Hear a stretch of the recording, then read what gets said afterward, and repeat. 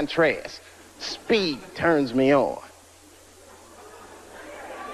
You guys stand on the escalator. That drives me crazy. It's going up. I can't walk around you or anything.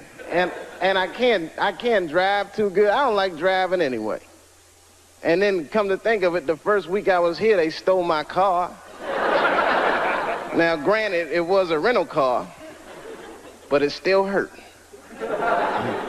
I had just put gas in it. I was very upset. But I figured it was no big deal. I bought the insurance. So I just called the rental car agency, and they sent me another one. The guy was nice on the phone. No problem, Mr. Chappelle. We're going to upgrade you. We're sending you, hold on to your hat, a Lincoln Town Car. I said, wow. Is that nice? Man, you're going to love it. Any of you guys ever see a Lincoln Town Car before? It looked like a big-ass pimp car. I was like, what is this? I couldn't even keep it in one lane. Oh, man. I felt like a pimp in that car. I did, man. I drove it down Sunset Boulevard. All the whores snapped to attention.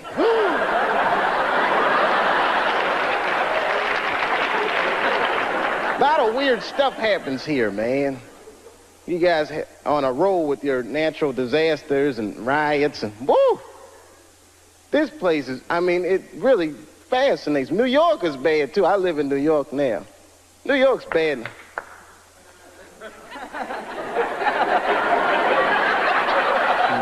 It's a lonely feeling, isn't it?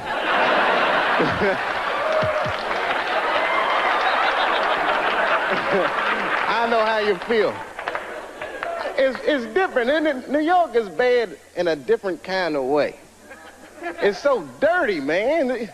The wildlife is dirty. You ever see a New York squirrel? I'm scared of squirrels because of them. They are just filthy. Any of y'all know what squirrels are supposed to eat? Anybody? Nuts? That's what I thought. You know what I saw a squirrel eating in New York? An Egg McMuffin. Something is right. Eat anything they can find. They chew gum, they smoke old cigarettes. They're just foul animals, man. That whole city is crazy. I don't know. You ever notice, I don't know, like I see a couple kids in here. I don't know if you kids read comic books. You notice, though, most of the superheroes live in New York because we desperately need them. But I think New York is rubbing off on superheroes because they're all, like, very bad role models for children. I don't know if you've ever noticed that or not. Like look at Wonder Woman. You ever just take a good look at her? Look at her clothes. Tacky, tacky, tacky. Big old red hooker boots and blue underwear with stars. What the hell is she dressed for? Look at the weapons they give a woman to fight with. A golden lasso that makes you tell the truth. What is she gonna do with that? You know, just catch a bad guy. Gotcha! Oh. I wasn't gonna say anything earlier, but this lasso just squeezed the truth right out of me. Terrible thing. And I'm not just picking on the women either. I'm talking about all superheroes. Can't stand superheroes. They're so prejudiced, too. You ever notice how prejudiced superheroes are? They only fight crime for the very rich. Think about it. You will never see Batman in the projects wasting his goddamn time. I can see him now. He's just robbing. Yes, Batman. Didn't we park the car right here, man? What the hell happened?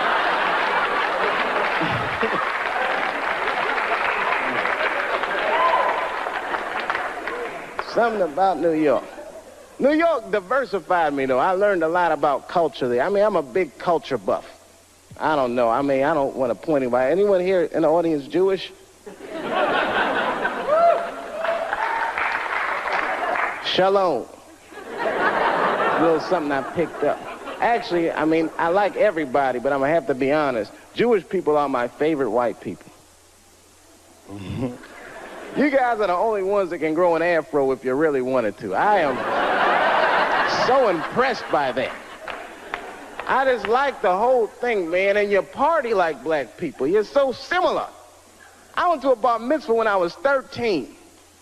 One of the 3 best parties I've been to in my life. We got down. I walked in there, everyone from school was there. The guy from ZZ Top was on stage. I said, man, this is gonna be good. You know, we walked in the synagogue and they gave us them party hats y'all wear. I got a seat in the front, and my friend Charlie Buckholtz, that's the guy who was being bar mitzvah, he walked on stage and that whole place got quiet. He picked up these 2 scrolls, started reading from them. He wasn't really reading, he was almost singing. Baruch atah Adonai. Sounded beautiful. Now, I had never been to a synagogue before, but at a black church, if someone on stage is singing, you're supposed to sing along, whether you know the words or not.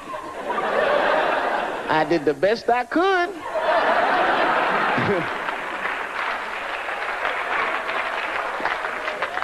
Then things really picked up. We all left the synagogue and went to this after party at the Hyatt. This is the fun part. There was all kinds of food, man, bagels and filthy fish. And we went in there,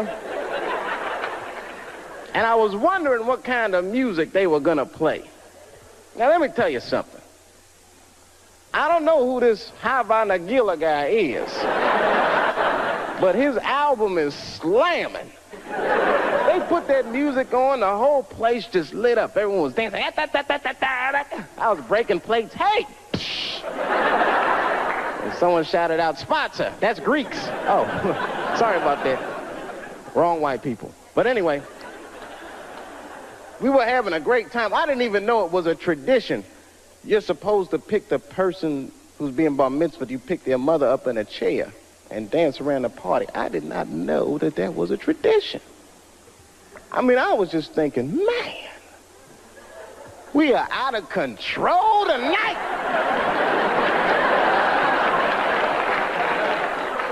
That was fun. It broadened my horizons, man. I mean, I was a very ignorant child. I didn't know a lot of things. Like when I was growing up, I don't want to offend anybody here. Let me check the exits. Okay, when I was growing up, I used to think that all white people, don't be mad, I thought all white people were happy just to be white. I know it sounds silly. I thought you just walked around, hallelujah, I'm white. This feels great. Taxi. Just checking. Go ahead. Thank you, everybody. Dave Chappelle. Dave Chappelle. Excellent, Dave. Excellent. Dave Chappelle, ladies and gentlemen.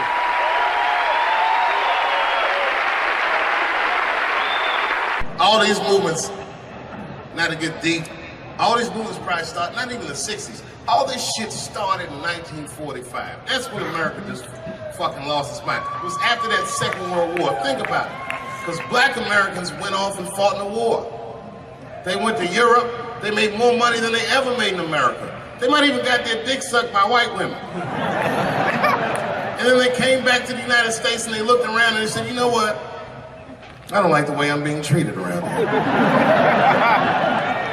But it wasn't just black dudes. At the same time, all the women in America went into the workforce because all the men were gone. That's when you see that old poster in the 40s with that dyke, like, we can do it. That's where that's from.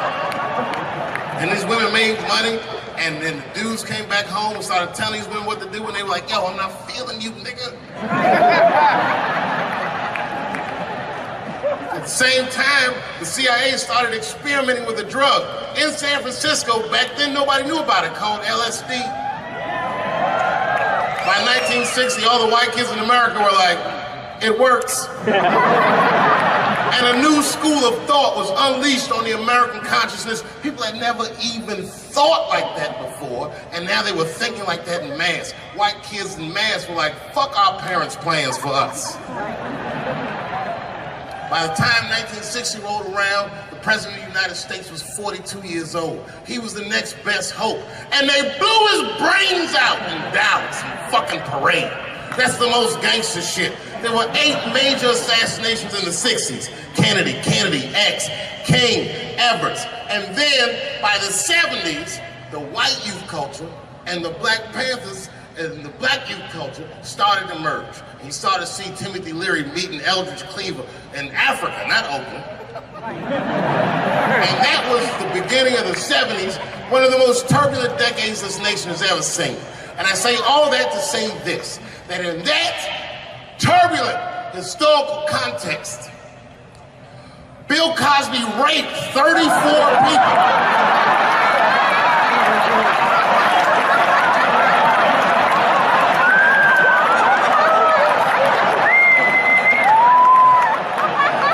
That is a lot of raping. Oh, I didn't want to believe it. Every time I turned on the TV, I saw another old woman describing one of these antique rapes. These rapes were old school. They'd be like, and then Bill Cosby pulled my bloomers down. Bloomers?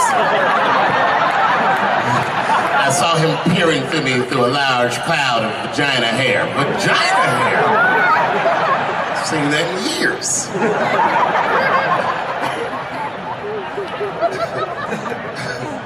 I saw that shit. I said, these people are obviously trying to destroy Dr. Cosby's rich legacy. Right?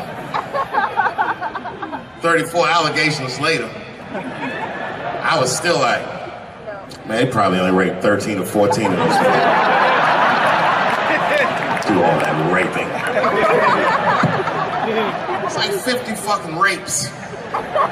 And don't forget, each one of these rapes have 8 hours of sleep in them. It's like 1,000 hours of rape.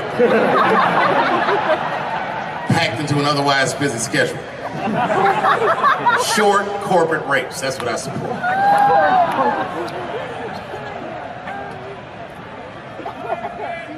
Why would they sleep? That's what I don't understand. Why Bill Cosby making all these girls sleep? Like, look, man, I'm not even as famous as Bill Cosby was, but I know 20 girls I could call right now and be like, yo, come to my place for a drink, and I'm gonna put something in it, and you're gonna fall asleep, and I'm gonna fuck you while you're sleeping. And they'd be like, cool, nigga, cool. What time you gonna come over?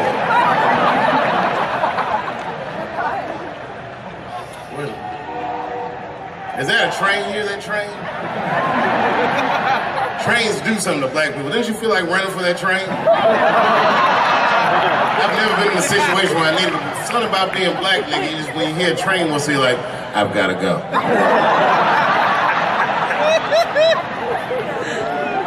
Just wanna run away. No, man, for real, it's not comfortable like it used to be. I don't know how transgender people beat black people in the discrimination Olympics. If the cops shot this many trannies, you'd be like, it's a goddamn conspiracy. Right.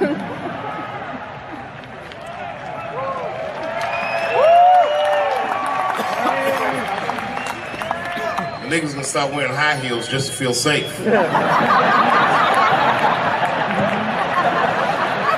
Problem, officer? Was my bag and purse on match? Is there a problem?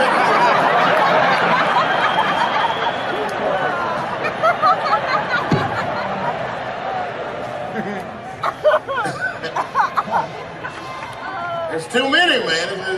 It's too many. There was one good one in California where the lady got beat up in traffic. You see that shit on YouTube? Yeah. And they beat the shit out of her. You watch the tape, you be like, well, what did she do? Turns out she didn't even do anything. But the good news is the city of LA decided that the court should award her $1.5 million for pain and suffering. Which, if you know anything about money, is as much Marcus Maidana made to fight Floyd Mayweather the second time. It's pretty good considering this woman never trained a day in her life. You can see it in the tape. She didn't come to fight. She took too many shots. She covered her gut, punched her in the face. She just wasn't doing it right.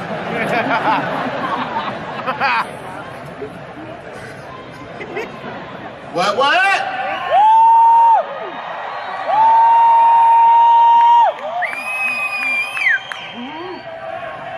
You know what's funny about being in San Francisco? First of all, the city's not even gay anymore. Gay people can't afford to live there. They just visit. Gay people got their money tied up in other shenanigans.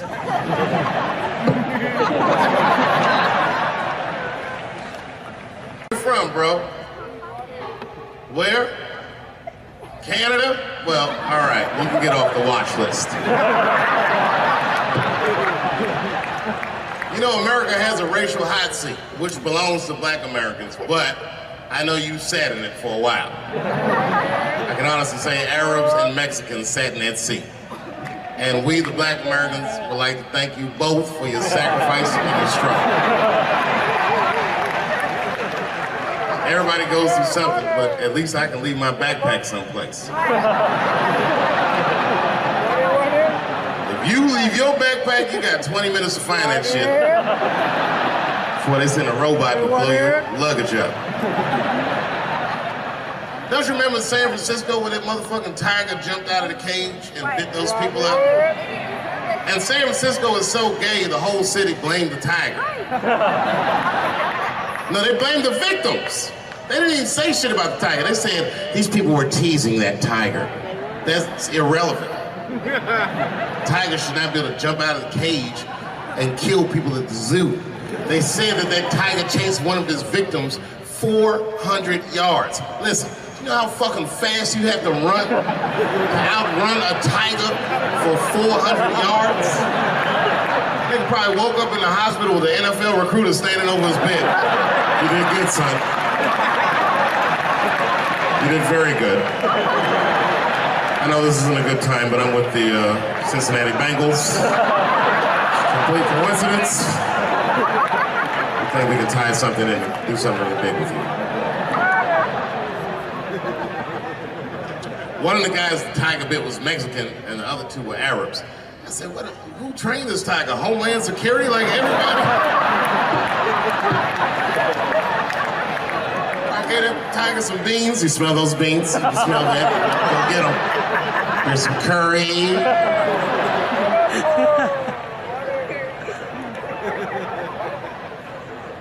I see a lot of Indians in San Francisco. I always wanted to be in a Bollywood movie. Because Bollywood movies are deep, but at the end of the movie, no matter what kind of movie it is, there's always a dance number to make you feel better when you go home. Even if it's Precious. At the end of the movie, Precious would just jump out of the coffin. I don't have AIDS.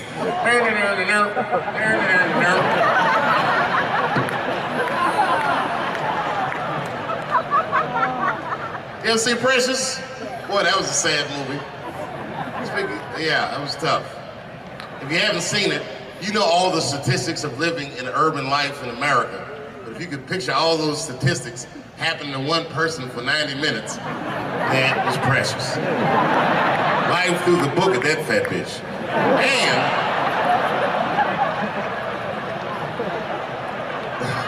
the music haunted me. Because the music was like, you know, like, I don't know, break beats or something. If they had Eddie Vedder do the score for Precious, I'd have killed myself in the movie theater.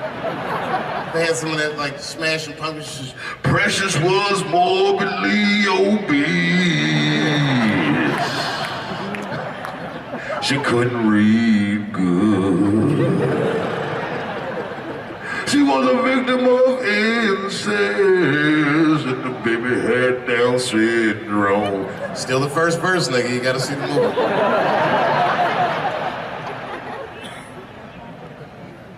She caught AIDS at the end. She might have had it the whole movie, but at the end she found out.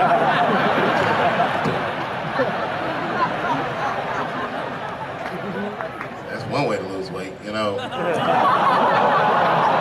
She fucking movie. Precious is a fictitious character. I'm sorry, everybody. It's a fucked up movie. It was a fucked up movie. I got scared when I went to see Straight Outta Compton and Eazy-E caught AIDS at the end. That shit freaked me out. Because I didn't know you could get AIDS from firing your manager.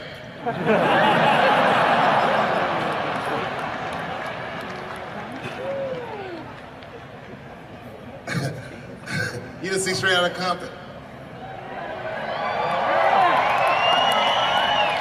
Eazy-E caught AIDS in the last 10 minutes of the movie. He just started, you good, nigga? You all right? Yeah, I'm good. Who catches AIDS like that?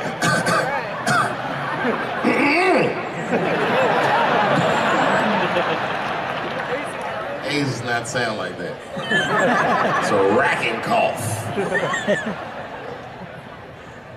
And AIDS weird that a disease came out of nowhere in the 80s that doesn't kill anybody but niggas, fags, and junkies? What kind of disease hates everybody that old white people hate?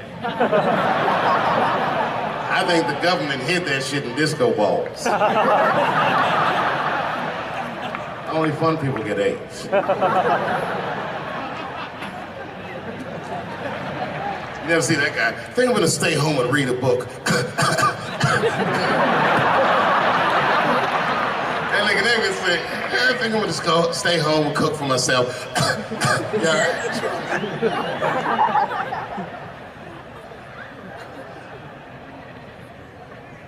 Remember when Donald Sterling made that tape?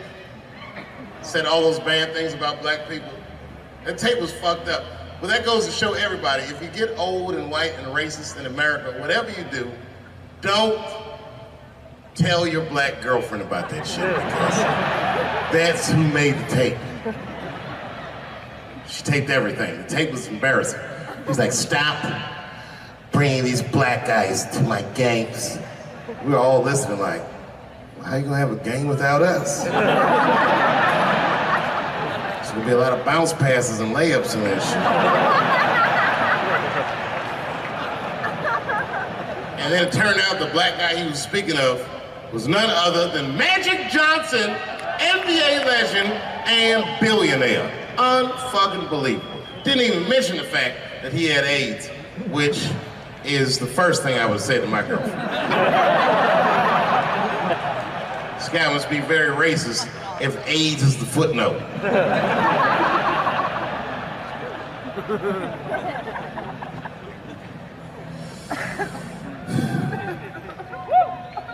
How many of y'all work for Google?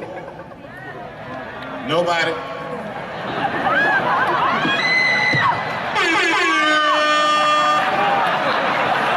Thanks, Fuse.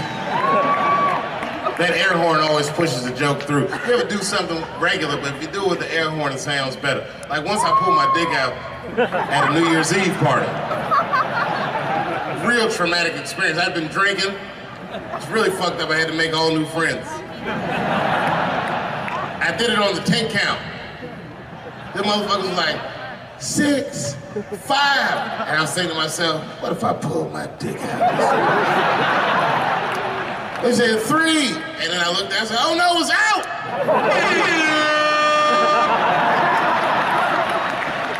That air horn pushed me over the top. I pulled that shit out of the...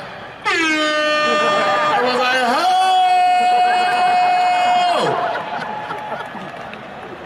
Man, when that nigga pulled his dick out, that really set the party off.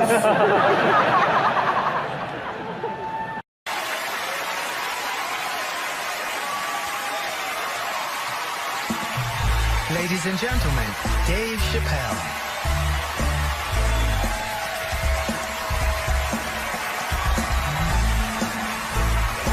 Thank you. Oh boy, I'm very nervous.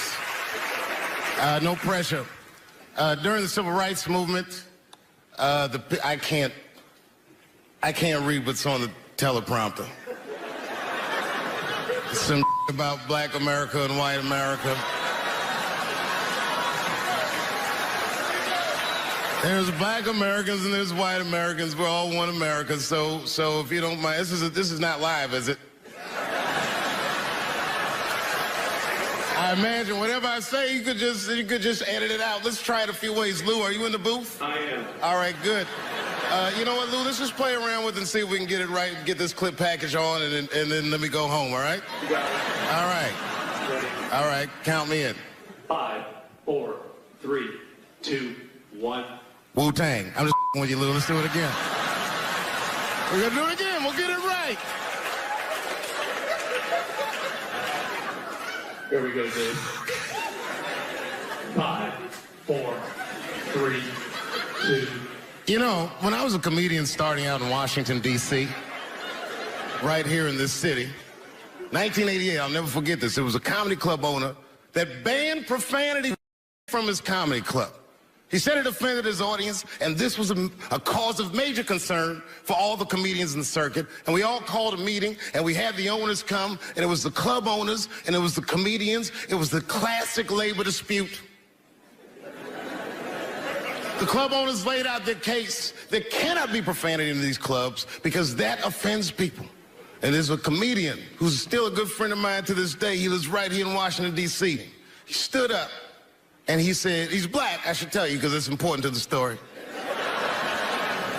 He says, I use profanity because I live a profane lifestyle.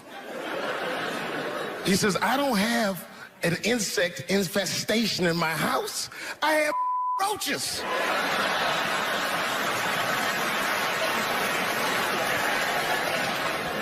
My favorite comedians are like musicians, and the audience is their instrument. And the music they make is your laughter. And that's the laughter that I scored my entire life to. So now, some of my favorite American comedic composers. Thank you. When I lose my job, I lose my man. Treat me like a dog, he called me a dog. Yes, he did. What did he call me? An old dog. Sometimes I wished I was a dog and he was a tree. When you stop and think, football's a fair sport for my people. Only sport in the world, a Negro can chase a white man and 40,000 people stand up and cheer him. See, in my neighborhood, the kids have a kind of a dubious reaction to that whole Santa Claus concept. They just don't believe that a white man will ride a reindeer through Harlem after midnight. In truth, white friend, it's you that all look alike. But look at the black people around you. We're all different colors. Black walnut, burnt elk, almond, chocolate mocha, pecan, vanilla, yellow, mellow, light, bright, and damn near white. We come from the first people on the earth. You know, the first people on the earth were black people. We the first people had thought, right? We was the first one to say, where am I? And how do you get to Detroit?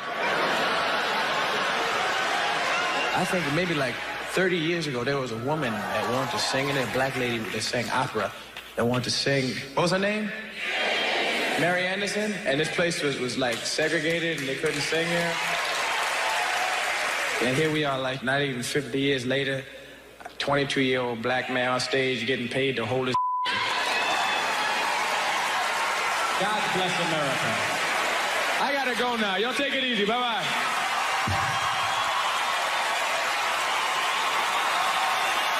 Janelle Monáe, Will Smith, Common, Gladys Knight, and John Legend when we continue. Yeah, man. Well, you ladies are right. To be honest with you, your lives look terrifying to me.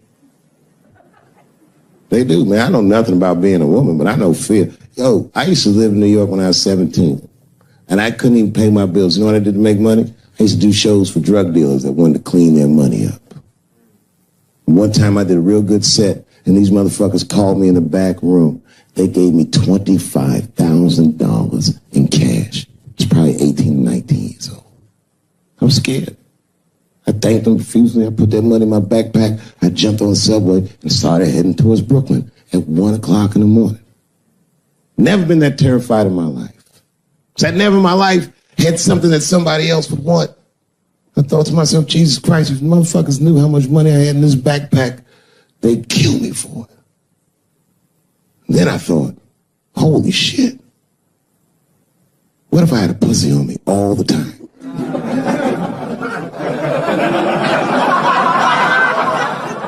That's what women are dealing with. I'm gonna tell you right now. It's real talk. If them same drug dealers gave me a pussy and said, put this in your backpack and take it to Brooklyn, I'd be like, nigga, I can't accept this.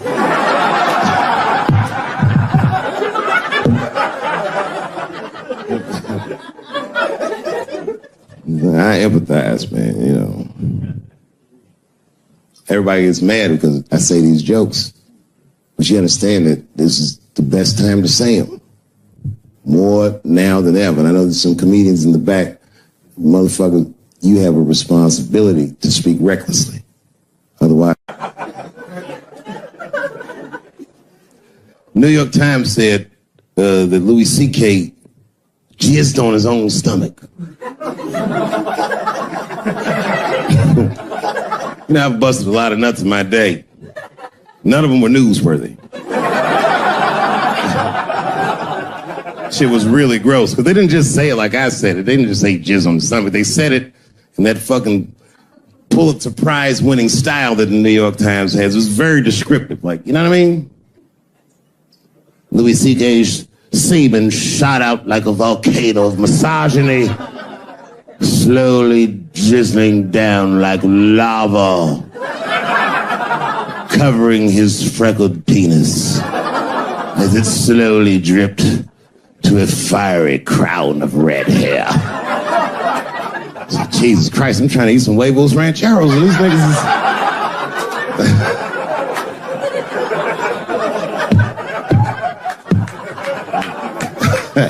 And you know, the tough part, being a comedian, knowing the motherfuckers, everybody comes up to me like, did you know? Did you know what Louis was doing? No, bitch, I did not know. The fuck you think we talk about at the comedy club? Hey, nigga, how was the weekend? Great, man. I was just jerking off in faces and coming on my own stomach, having a good time. You know how this business is. No, I didn't know. They act like we sit around like Grease. Tell me more, tell me more. Did she put up a fight? Dun, dun, dun, dun, dun, dun, dun, dun, dun, dun. Sorry, I don't know the choreography, but you get the point. You get the point. She was intense. But Louis was like the turning point. I mean, you know, all these allegations are terrible. Louis was the only... I shouldn't say this, but fuck it. His allegation was the only one that made me, like, laugh. Well, if you think about it, because all his friends is reading it, and he's jerking off, and he's surprising people. He's surprising me.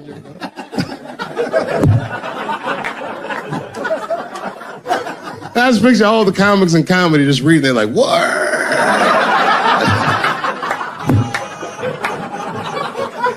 It's terrible. I know it's terrible. I'm sorry, ladies. You're right. You are right. But at the same time, I mean, you know what I mean? I don't know. Jesus Christ, they took everything from Louis. I was like, I don't know, it might be disproportionate. I can't tell. I can't tell. This is like where it's hard to be a man. One lady said, Louis C.K. masturbating in front of me ruined my comedy dreams. Word? Well, then I dare say, madam, you may have never had a dream.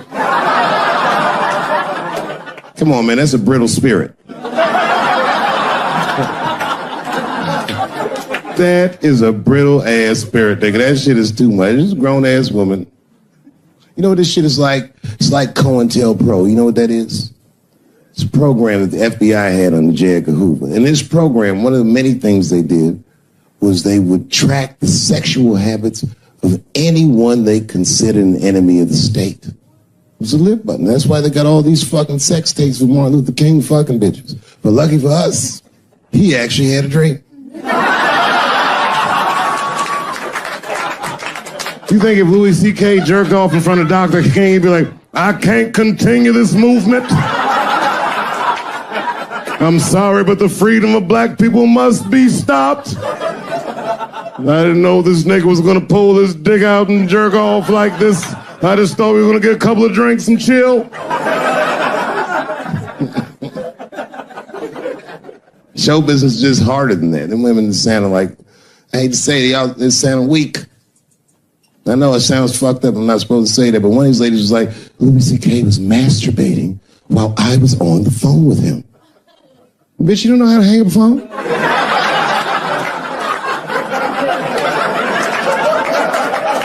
How the fuck are you going to survive in show business? Thank you very much for being here. But before I start tonight, I just wanted to read a brief statement that I prepared. I denounce anti-Semitism in all its forms. And I stand with my friends in the Jewish community. And that, Kanye, is how you buy yourself some time.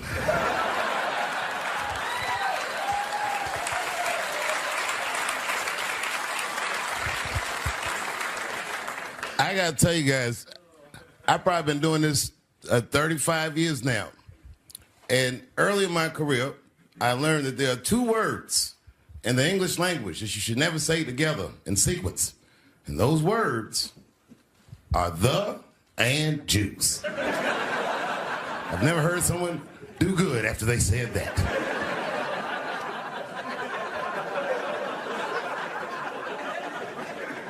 Kanye's gotten into some scrapes before. Normally when he's in trouble, I pull up immediately. But this time I was like, you know what? Let me see what's gonna happen first. Just want to see where this is all going. I can't even remember how it started. Vaguely, I remember it started with a tweet, strange tweet. It was like, I'm feeling a little sleepy. I'm gonna give me some rest, but when I wake up, I'm gonna go DEFCON 3 on the Jews. And then he just went to bed. I was up all night worried. What is he gonna do to the Jews?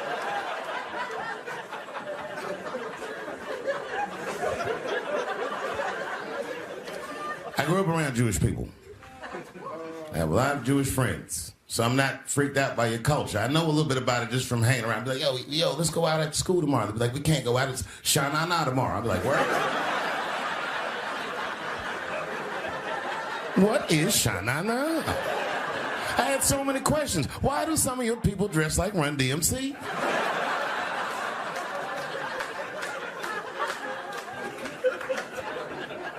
When Kanye woke up from that nap, he went right to work.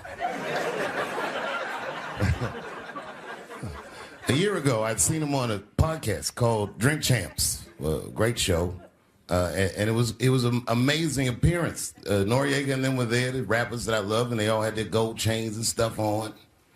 And Kanye said, only millionaires wear chains. They said, what? He said, I'm a billionaire. Billionaires don't wear their money on their body. I tucked my chain and I said, oh, snap. That's right.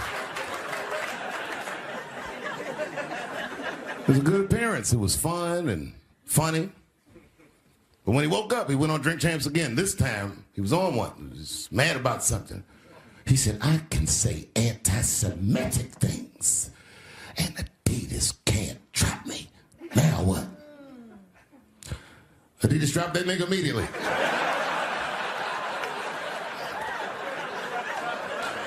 Ironically, Adidas was founded by Nazis. And they were offended.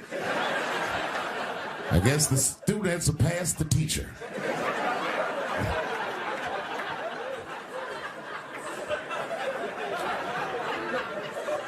It's a big deal. He had broken the show business rules. There's just a rule. You know, the rules of perception. If they're black, then it's a gang. If they're Italian, it's a mob. But if they're Jewish, it's a coincidence, and you should never speak about it.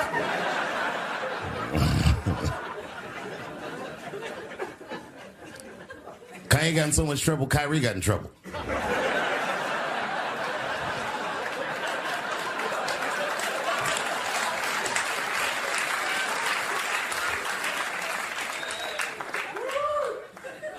Kyrie Irving posted a link to a movie that he had seen on Amazon. No caption on the post or nothing like that. But apparently this movie had some, I don't know, anti-Semitic tropes or something. And it was some weird title like From Hebrew to Negro or something. And the NBA told me he should apologize, and he was slow to apologize. And then the list of demands to get back in their good graces got longer and longer, and this is where, you know, I draw the line. I know the Jewish people have been through terrible things all over the world, but you can't blame that on black Americans. You just can't. You know what I mean? Thanks to the one person that said who. A fair punishment would be he should just post a link to Schindler's List and y'all write your own captions.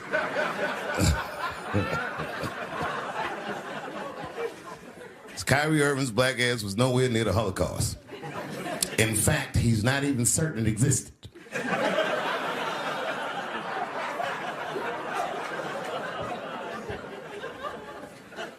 I saw one news pundit screaming about Kanye. She said, mental health is no excuse for that type of language. Yes, it is, bitch. You can kill somebody if you're mentally ill. Listen, okay, I don't think Kanye is crazy at all. I think he's possibly not well.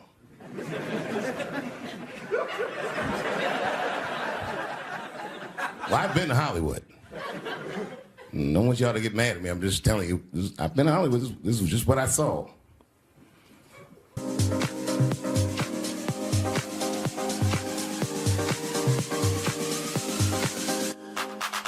Whatever you do, don't fall for me.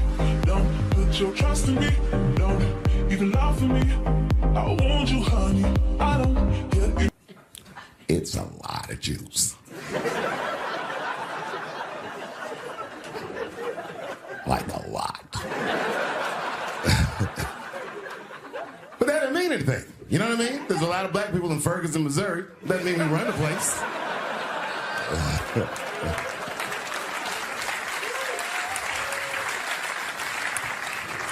I could see if you had some kind of issue.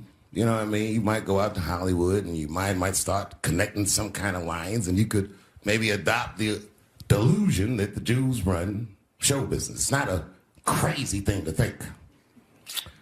But it's a crazy thing to say out loud in a climate like this.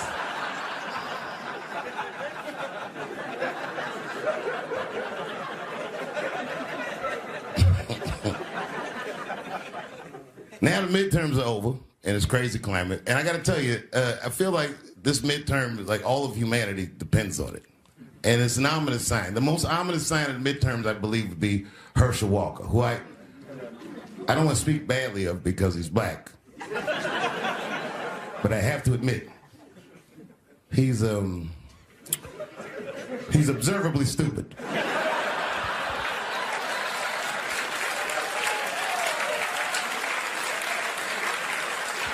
Even when he's not talking, his mouth be open a little bit like. He's the kind of guy that looks like he thinks before he makes a move on tic-tac-toe.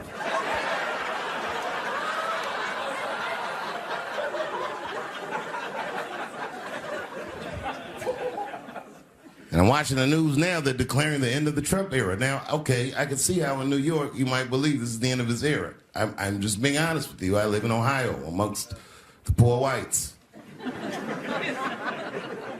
A lot of you don't understand why Trump was so popular, but I get it, because I hear it every day. He's very loved. And the reason he's loved is because people in Ohio have never seen somebody like him. He's what I call an honest liar. Well, I'm not joking right now. He's an honest liar. That first debate, I'd never seen anything like it. I've never seen a white male billionaire screaming at the top of his lungs, "This whole system is rigged," he said. And across the stage was a white woman, Hillary Clinton and Barack Obama, sitting over there looking at him like, "No, it's not." I said, "Now, wait a minute, bro. It's what he said." And the moderator said, "Well, Mr. Trump, if in fact the system is rigged, as you suggest, what would be your evidence?" You remember what he said, bro? He said, "I know the system is rigged because I use it. I said, God damn. And then he pulled out an Illuminati membership card and chopped a line of cocaine up and put it right at the podium.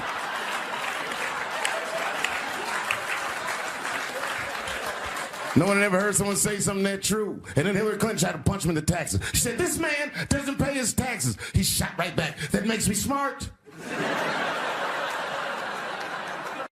Celebrity hunting season.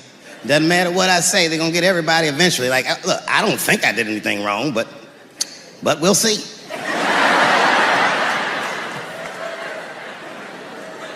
They even got poor Kevin Hart. Can you imagine such a thing? Kevin Hart, let me tell you something. It was Kevin Hart's dream to host the Oscars. That's what he told me. And I remember when he told me, because I was thinking to myself, well, that's an awfully strange dream for an African American. Kind of nigga dreams of hosting the Oscars. Kevin did, that's who. And he did it.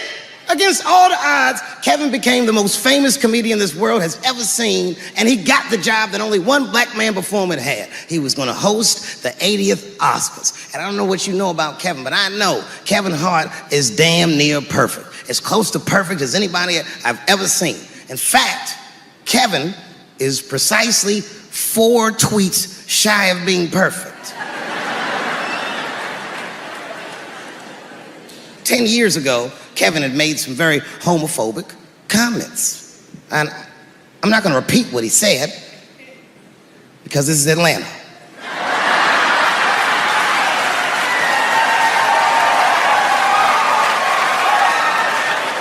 You know what I mean. I'm sure there's a lot of gay men here tonight with their wives.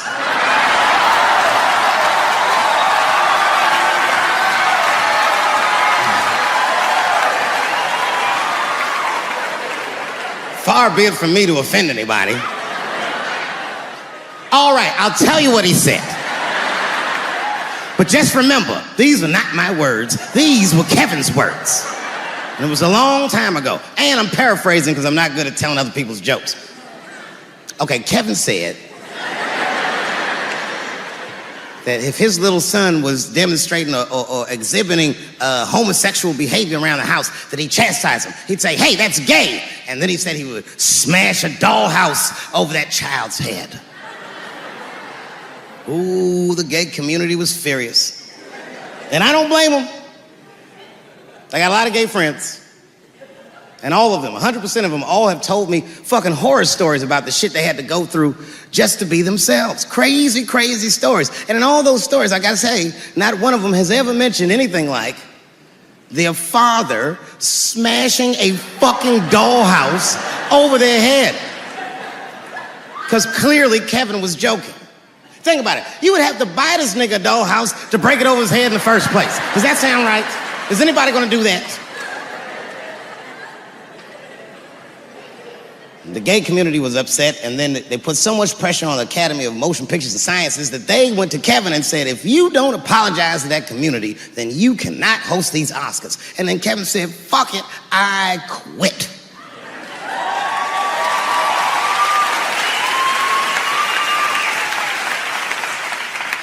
And then he went on every talk show in America and apologized for 6 weeks.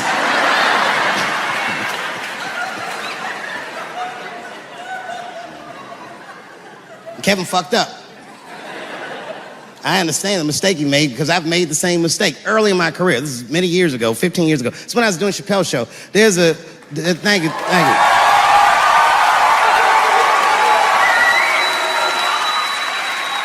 On network television, they have a department that's called Standards and Practices. This is the department that tells you what you can and cannot say on television. And if you're doing your job well, you should never hear from them. But if you're making a Chappelle show, you'll hear from these motherfuckers all the time.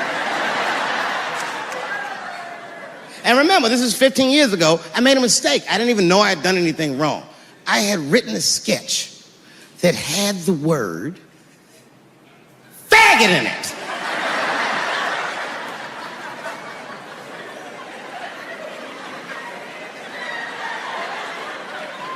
So I had to go to standards and practices. They call me up. I don't know why they're calling me, but I like the lady that runs the department. She's usually really fair, and was one of my favorite people I've ever worked with. So she sits me down. We have a nice conversation. She tells me, oh, the sketches are great. I go, oh, fantastic. Well, then why am I here? She said, because, David, there's no way that you can ever say the word faggot on our network. I didn't know I did anything wrong. I didn't try to defend myself. I said, all right, fuck it, I'll take it out. Have a good afternoon. And as I was leaving, it occurred to me, hey, Renee, quick question. It's just a question. Seriously, I want to know, like, why is it that I can say the word nigger with impunity? And they all looked at me. They could tell who I was voting for just as easily as I could tell who they were voting for. But do you guys know what we all had in common? Not one of us, not a single one of us, looked like we felt good about what we had to do in that booth. We were just doing our goddamn duty. Yes, I voted for Hillary Clinton. Of course I did. I voted for her because I liked what she said vastly better than I liked what he said. But to be honest with you, at that point, that shit was like watching Darth Vader do the I Have a Dream speech. That bitch is mean as hell. She'd already Karate Kid swept Bernie Sanders' legs from underneath him. Boy, it was hard voting for that shit. But it was the lesser of the evils. I know you were a Clinton supporter, Miss I. I'm sorry for her. But it didn't feel as good as it should have. She was gonna be our first woman president. They were gonna make coins out of this bitch.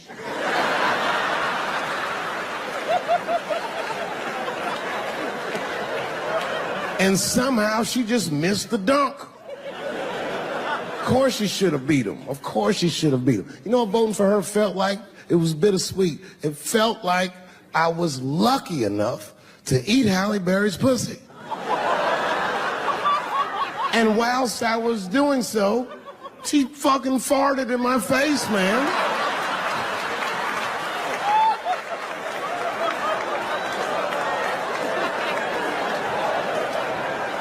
Now you understand, I'd still do it. But boy, I wish she didn't fart in this great nation's face. I voted that day, and then that same day I flew to New York City. I had work. That night I was in a comedy club in New York, and I said to an audience almost exactly what I just said to you. And I didn't know that there was a journalist in the room. And this journalist wrote an article. The headline of the article said, Dave Chappelle is an avid. Yeah. I had no idea the paper said that. And you know how I found out? My wife called me from Ohio the next morning in a goddamn panic. David, what the fuck is going on in New York? I said, I'm being good, but what have you heard?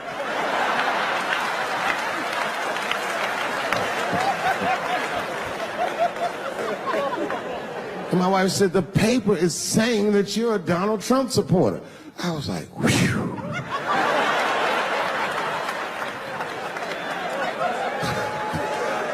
I said, don't worry about that shit, baby. Nobody in their right mind would believe that. And she said, no, David, people believe it. And then she started reading the comments to me. Oh, they were terrible. All these black people call me all kinds of Uncle Toms and shit. I should tell you, buddy, this is a very serious allegation from one black to another. I was incensed. Uncle Tom? How am I Uncle Tom, nigga? You the one that reads the Observer? Anyway, all this shit goes down around, and now Trump is the president, and I'm hosting Saturday Night Live.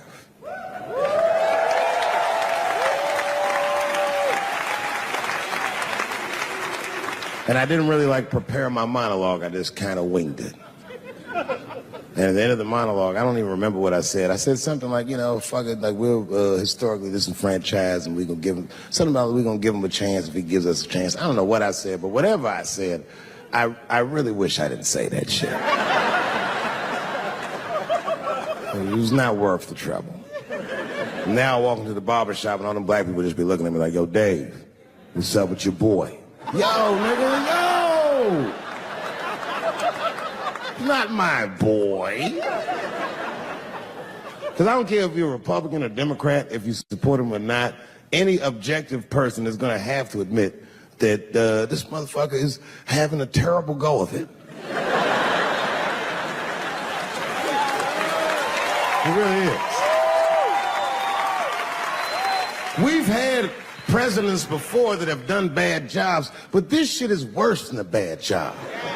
It's scary to watch. Holy shit, it's like seeing a crack pipe in your Uber driver's passengers. The fuck is wrong with this guy? Yo, he is lunching, nigga. I watched Donald Trump in a press conference, and this motherfucker had all the media gathered, and this nigga literally asked the media to their face to stop finding shit out. I was like, yo, this motherfucker is bugging. And then, I'm not even making this up, his lips started sweating. His lips. Have you ever seen a motherfucker's lip sweat? What the fuck is wrong with this nigga's lips?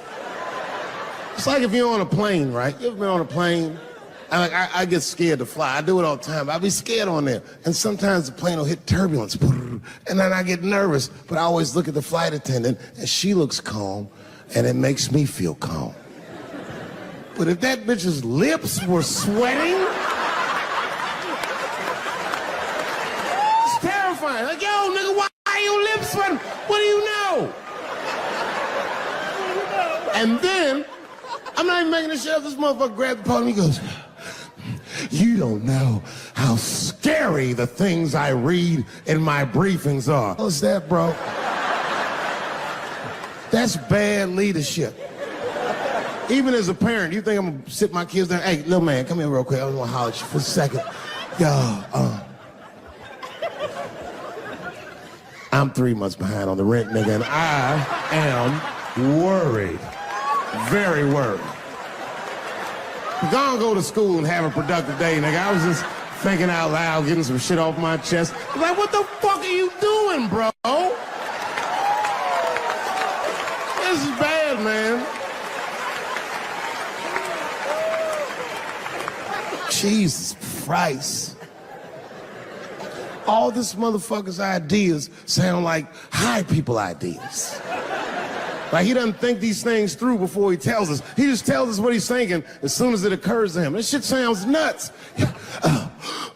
I'm gonna go to China, and I'm gonna get those jobs from China and bring them back here to America. For what, nigga? So iPhones can be $9,000? Leave that job in China where it belongs. None of us want to work that hard. What the fuck is he thinking? Because I don't want to make them shits. What the fuck are you doing? Stop trying to give us Chinese jobs. I am going to bring back coal. Coal? I'm not even exaggerating. I have never in my life even seen a fucking lump of coal. I honestly don't even know what coal is for. If you're gonna have motherfuckers digging around in the dirt looking for shit, find me some truffles, nigga. That's what I'm about. And these truffle prices are getting out of control. If it gets any worse, I'm gonna be back down to regular butter like everybody else.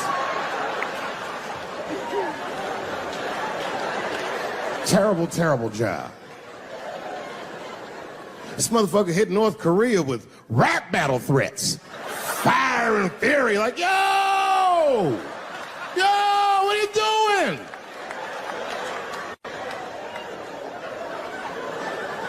It's fucking Korea, man. Kim Jong-un is a scary motherfucker. He might be as crazy as Trump. Some scary shit. And if you one of them naive motherfuckers that thinks that a war with Korea is going to be easy, then you don't play Call of Duty at 3 a.m. like I do. Because that's when the Koreans play. Fucking 8-year-old Korean kid took out my whole goddamn platoon last night.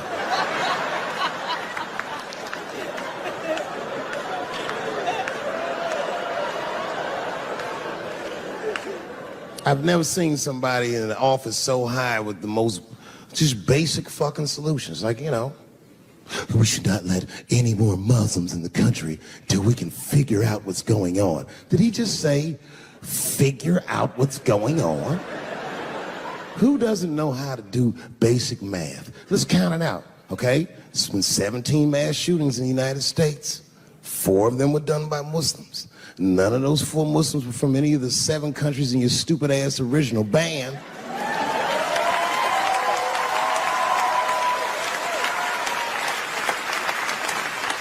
And since he brought it up, the other 13 shootings were done by the Tiki Torch whites. These are facts. And you don't see me trying to ban white people from the show to keep it's a fucking terrible idea because it's mean and it's racist. And most importantly, it would be catastrophic to my bottom line. If there were no white people here tonight, I might leave this bitch with $1,800. This man needs to realize that we all need each other. And that's why we will never, ever be able to beat China. Because everybody in America is racist, and everybody in China is Chinese. This motherfucker called it all wrong. And don't believe the media either, because as all this shit is happening, the media is trying to make us believe that the extremities amongst us are the norms. We can disagree, that's fine. And most of us are keeping a cool head about this shit. You know what I mean? Americans generally respect one another's beliefs, even if they don't share those beliefs. I know I do. I respect everybody's beliefs, except Amish people. Because they are the only ones that I can say clearly their God is wrong. The speed limit is 75 miles an hour in Ohio, and 1 lane of traffic is buggy. Nigga, your God is ridiculous. All the Amish people around my way know me too. Not from television, obviously. They know me from the streets. Because when I see them horse and buggies, I'll pull the Porsche over and talk to them. Ezekiel, are you sure that God doesn't want you to have any of this technology or this energy? Huh? Huh? I can't hear you, nigga. Let me turn this air conditioner off. What did you say? And them niggas be like, get away from me, ye. Ye tried to tempt me like the devil. Devil? Nah, bro, I'm trying to put you on to the game, Zeke. It's a big world out here, nigga. I just went 25 miles in 30 minutes. That's a day's journey for you. You don't even know what the weather's gonna be tomorrow, do you? I do. You don't even know that there's a valuable Pokemon right on here. I drive away. Huh? Oh, my vape pen? You want to hit my vape pen? Oh, sorry, nigga. I'm trying not to get herpes. My bad. I've been playing cat and mouse with herpes for 30 years now, but every night I go to the club, I'll be like, not tonight, herpes. No disrespect. I'm not saying you have herpes. I'm just saying 1 out of 5 people do. So let's just all be careful around this motherfucker and make sure that we leave with the lips we came with.